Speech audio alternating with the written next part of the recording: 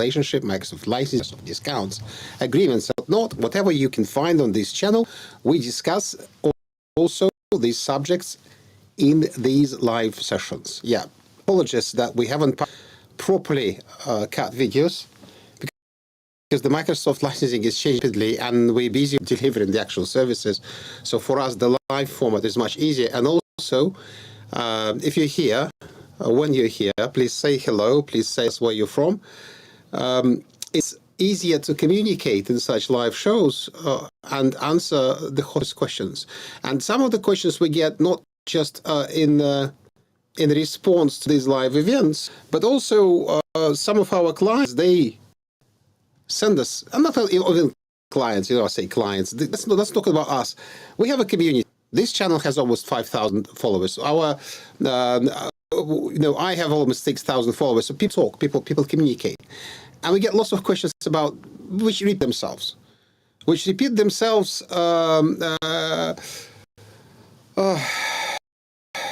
Almost every day, almost every week. Please bear with me.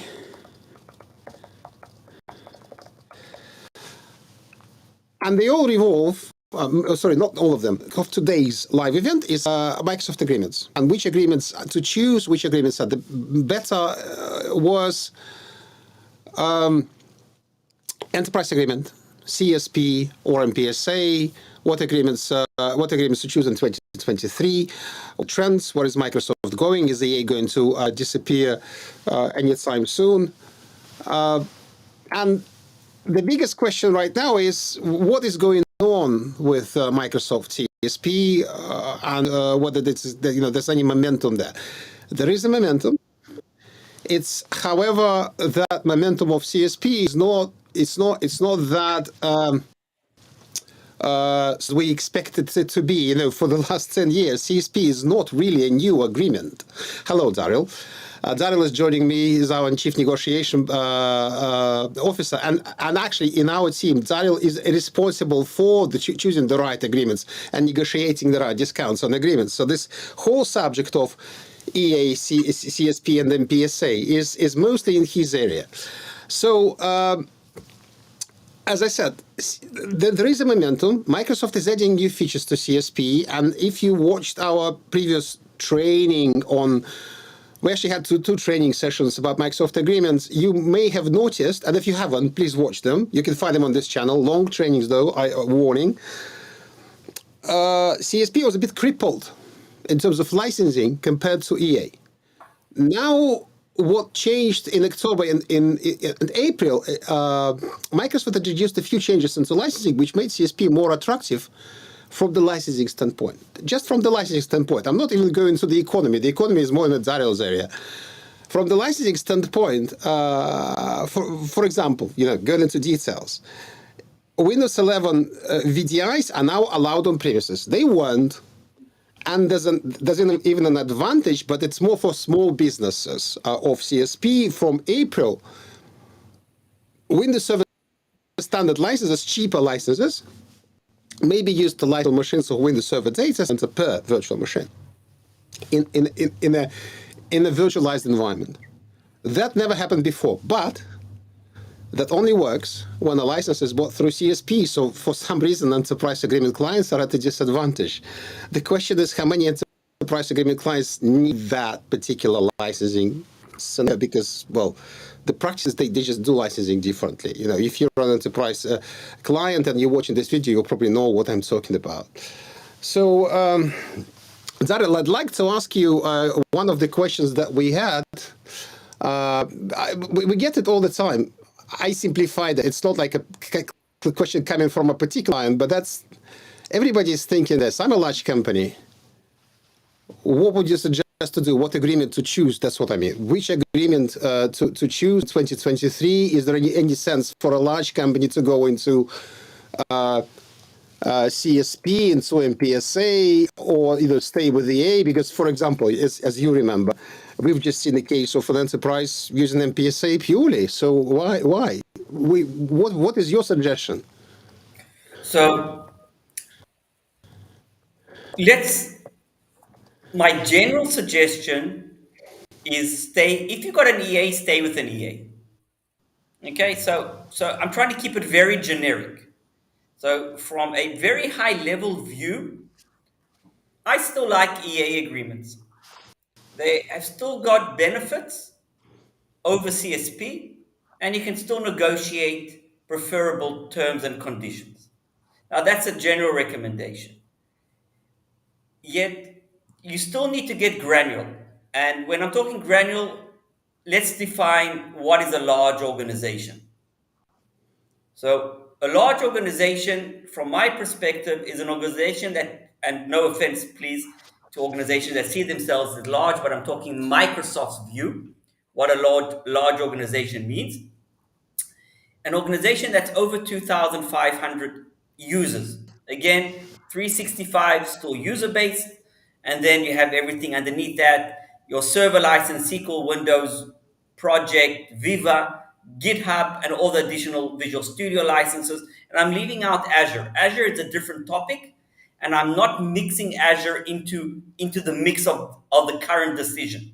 And that's really important to understand that Azure is a different almost animal when you're looking at licensing and how to license Azure. You can license it through the EA, but again, I'm just leaving it out. So a large organization is an organization, from my perspective, in Microsoft's eyes, again, is above 2,500. And of course, as you scale up, we all understand the size. So if you are below 2,500, I would look at a CSP only for the reason if you don't have an EA or you don't want to commit company wide.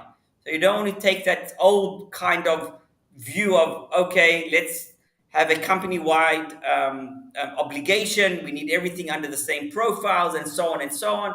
And maybe there's some uncertainty to your future economic stability where you're not sure where the company is going to be from a growth or from a decline of the size of your organization. Maybe you're planning a merger and a exit in the next 3 years. And EAs basically ties you into a 3-year agreement. CSP, you have options. Not going to get into the options. I think we've had a session on that, but there are options. You don't need to take the 3-year commitment. And you can change the quantities again if you only take a yearly commitment or a monthly commitment. You can fluctuate and play around with your quantities. So there's much more flexibility there. So again, depending on your specific requirements.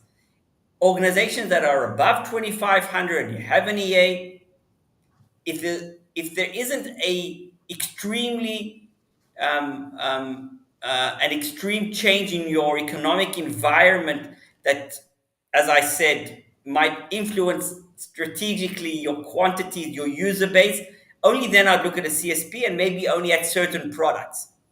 So just to summarize a very long answer to a very short question, I still believe EA is the go-to vehicle for large organizations. Again, if there's something changing in your market or in your specific economic situation, yes, let's take a look at CSP and see what the benefits are. I'd like to reiterate purely what are the differences between CSP and EA, because not everybody understands it. And to be honest,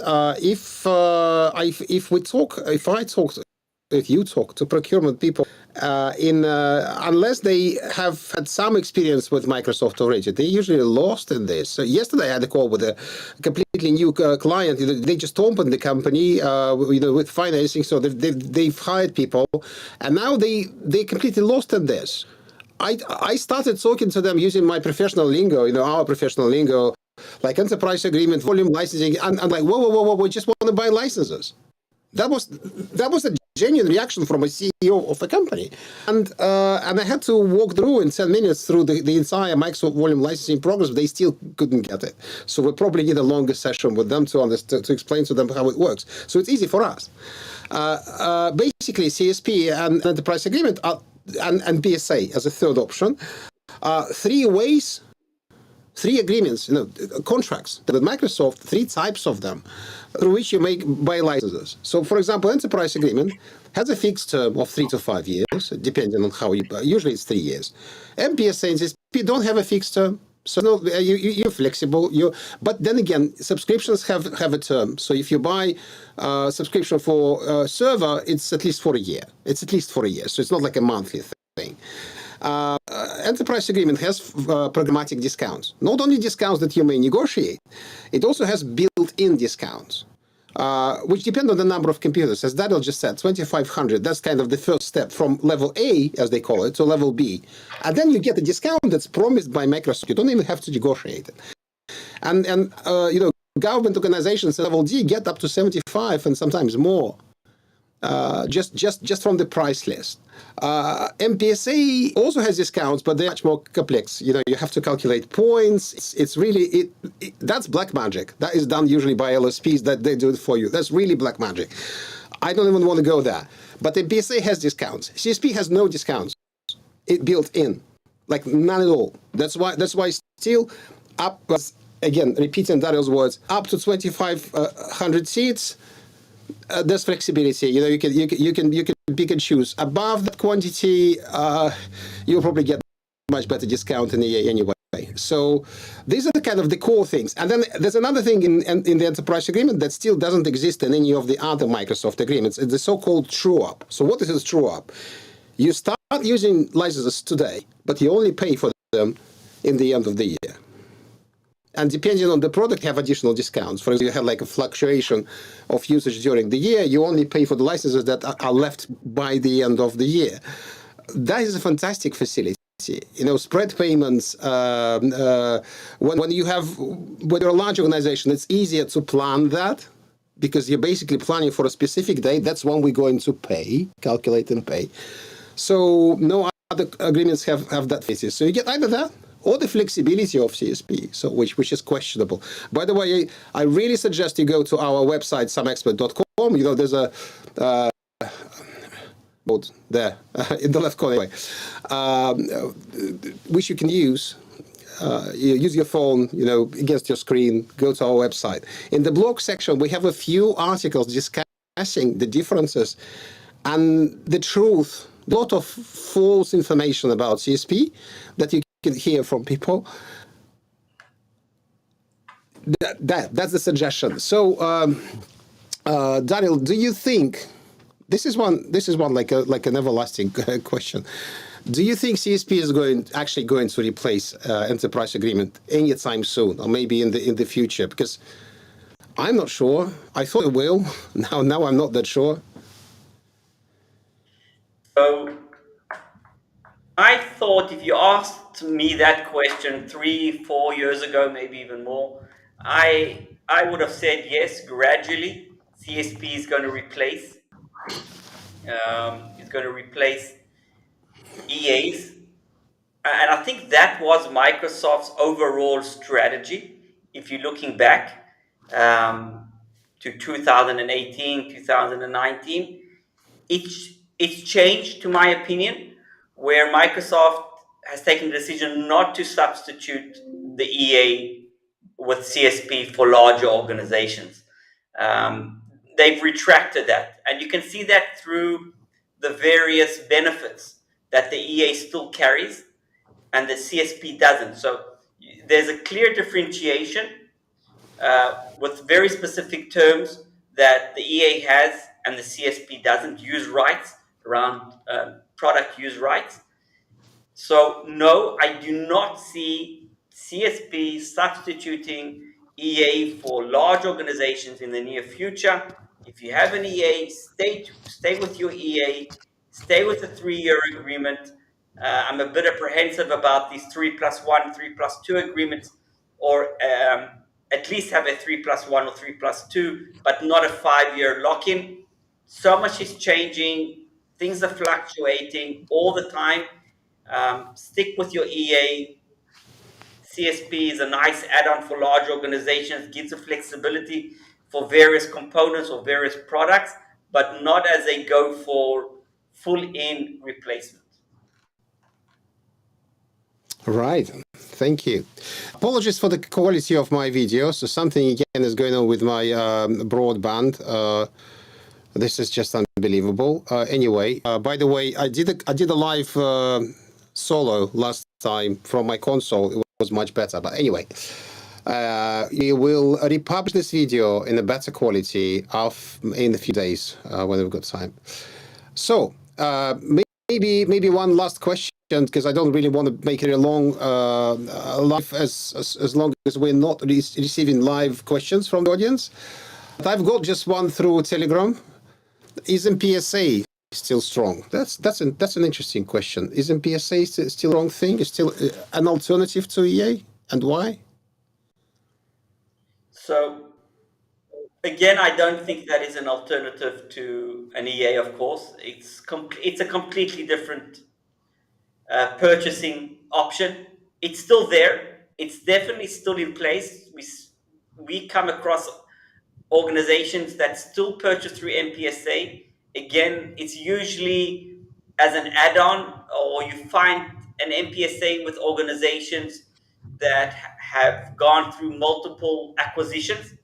So when you look at a large organization, when they come to their EA renewal, or they have a large CSP account, you find the MPSA as part of the small organizations that have joined the larger enterprise.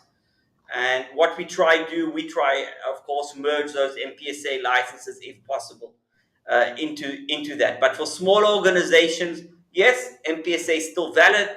There's still purchases going through the MPSA. I don't know if to call it strong or not strong, but definitely it's there, and it will still be around because Microsoft hasn't killed it, and I don't see it being removed in the near future either. Then there's another question that just a friend of ours from Italy. He's a SPLA provider. He's saying it's peer replacing SPLA for providers. If you're watching this right now, so I won't call your name. You know the answer yourself. Yes, it seems like Microsoft is trying to replace the hosting licenses or through SPLA with CSP. They still pretend like, oh no, your SPLA is still. So for those of you who are end clients, the difference is with SPLA, you don't get the license. You go to the provider, you just rent a virtual machine licensed. It's already licensed. There's no headache for you. You give them your credit card, or they send you the invoice. You pay for it, and that's it. It's as simple as that, and it's flexible. With CSP hosting, the new trend, you have to buy a license from the provider or yourselves, but you have to buy a license with all the licensing implications, and it's per month. It's not flexible, so it's very inflexible. But it seems like, I don't know, is Microsoft trying to secure their revenue? Maybe. Is Microsoft trying to avoid potential non-compliance on providers? Because managing SPLA is rocket science. SPLA itself is easy. Managing it is difficult. It seems like that may happen, and I think that's a good thing, unless they really change it. So there's lots going on. Watch that space. There's a lot going on right now in conversations between the provider community and Microsoft. And you can see things that are changing in that direction. So October and April, those who watch this closely, it's become easier.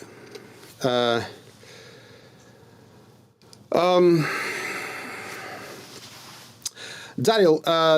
have you got any questions from your side at all? There's actually, I wouldn't call it a question, but it's more of a topic that's coming up more and more with our enterprise customers going through their annual renewals. And that's around all the, let's call it the new technologies that are emerging. Or no, not emerging, but they're becoming more and more widespread and used. And there are POCs going on and a lot of noise. And what we're seeing is really a lot around Viva, the various components, GitHub. We're seeing a lot of noise around ChatGPT and OpenAI, and of course Teams Premium. So all of these components, and just from a cost EA perspective, are going to impact largely all the upcoming renewals. So I don't think there's going to be an organization that's currently on an EA that's not going to be impacted by one or more of these technologies, and there are a few more. And Microsoft is really maturing in these spaces. I think that 75-80% of all our customers are piloting something with AI, or they are looking at even something that I won't say is new, but is interesting. So Microsoft whiteboarding compared to Miro, again, something that's going to add costs. Everything to do with Teams Premium, live translation is becoming really big, multinational global companies. That is going to have a huge impact. So even if you have this, like what we used to have, look at all-inclusive E5 licenses, where you thought that, okay, we've got the highest premium version and we're paying the premium price. That is not the case anymore. Any one of these components, especially if you're looking at one or more of them, are going to highly impact your renewal costs. You need to start looking at that. You need to prepare for that. Again, it's a discussion. If you're at early stages at looking at these products, then you've got questions like, what is the roll-in quantity? Do you want to roll it, have a rollout growth for any one of these components? You want to just have a price hold on any of them because you're looking at them and you don't want to have a surprise going forward on pricing. As we know, Microsoft has announced that every 6 months they're going to be looking at their global approach to pricing due to foreign exchange fluctuations. Very big, something that almost wasn't discussed previously. Prices were like pretty set, and we were used to prices being set for 2, 3, 4 years even. Microsoft was very consistent, but again, due to global economic changes, foreign exchange rates are changing. Microsoft is updating prices every 6 months. New products are being introduced. So maybe E5 hasn't changed, Microsoft 365 E5. The prices have stayed set, but Microsoft has been very, very aggressive in regard to adding new features, purchasing new companies, bringing in a new additional value in order to grow those customer bases. So your cost per user is going to grow almost certainly for everybody within the enterprise space. So again, we're seeing that now with all the latest renewals, the last 6 months, and of course it's growing as we're looking at the future renewals coming in at the end of December. You need to address that. You need to look at that. You need to prepare budget. And again, ultimately, I always look at things through the negotiation, my negotiation glasses, because that's where I focus most of my time. And it's a lot about how to leverage those additional technologies, how to position it in the way that will bring the most value to your negotiation. And I wouldn't just throw it out. They'll be very careful about it. There are various strategies on how to roll it out and how to present it. Again, just want to raise your awareness that this is going on within most organizations, and I'm sure it's going to have an impact on you as well. So, Alex, thank you for just dropping me that open note on what I'm seeing. This is really huge.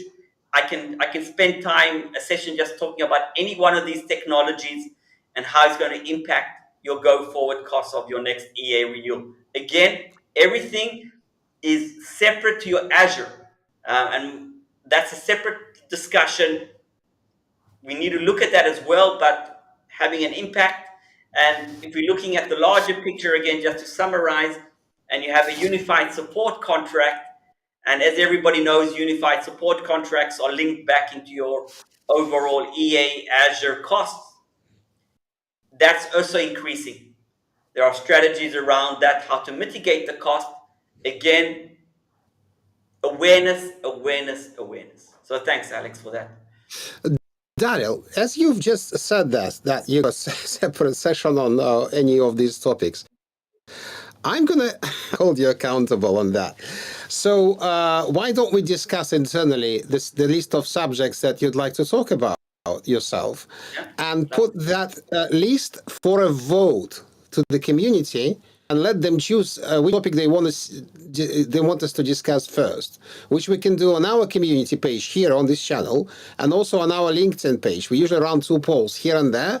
So sounds like a good idea. Let people choose what they actually want to hear about and what they where the interests lie right now. And this is okay. That's a promise.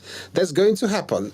And okay, for those of you who want to learn more about EA versus CSP, as I already said, go to our website. But I suggest you watch a video that I'm going to put here in this corner that covers 1-year-old view of switching EAP, but lots of points are still valid. So if you really want to up him in choosing the right agreement, do that. I strongly suggest you do it. And thanks very much, Daryl. Thanks very much, everyone. And on a fantastic note, we'll conclude today's live. See you next Wednesday.